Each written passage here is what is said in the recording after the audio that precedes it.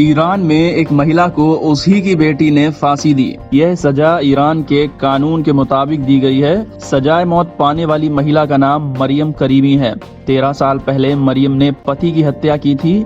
कत्ल में मरियम के पिता ने भी उसकी मदद की थी और उसको भी फांसी पर लटकाने का हुक्म दिया गया था, लेकिन उसकी पहले ही मौत हो चुकी है।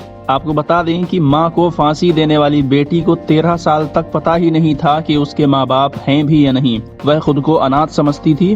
वह 6 साल की उम्र से ही दादा दादी के साथ रह रही थी। दादा और दादी ने उसके माँ बाप के बारे में उसे कभी भी नहीं बताया। ईरान में हत्या की सजा बेहद सख्त है।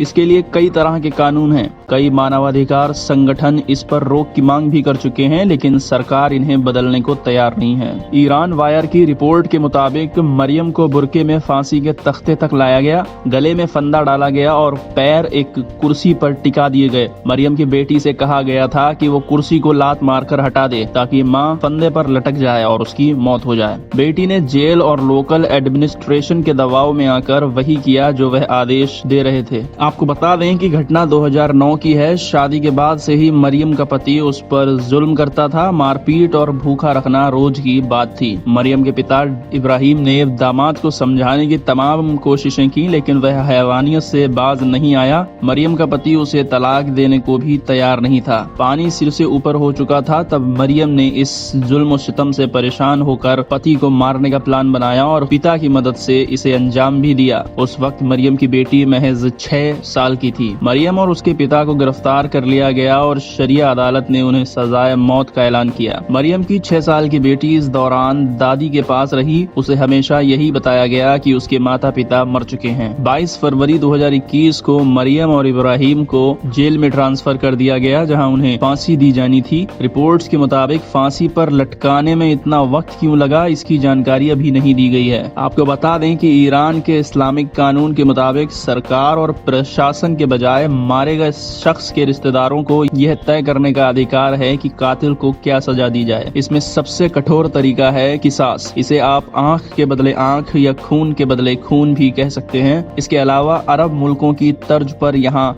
ब्लड मनी का भी कानून है। ब्लड मनी के तहत मारे गए व्यक्ति का परिवार या रिश्तेदार एक तय रकम लेकर कातिल को माफ कर देते हैं। एक और अरेंजमेंट फॉरगिवनेस यानी माफी का या क्षमा का तरीका है। इसमें मारे गए व्यक्ति का परिवार दोषी को बिना शर्त माफी देकर उसे रिहा करा सकता है। द मिरर की रिपोर्ट के मुताबिक मरियम के मामले में यह साफ नहीं है कि उसकी बेटी को अथॉरिटीज ने क्या बताया और क्या नहीं।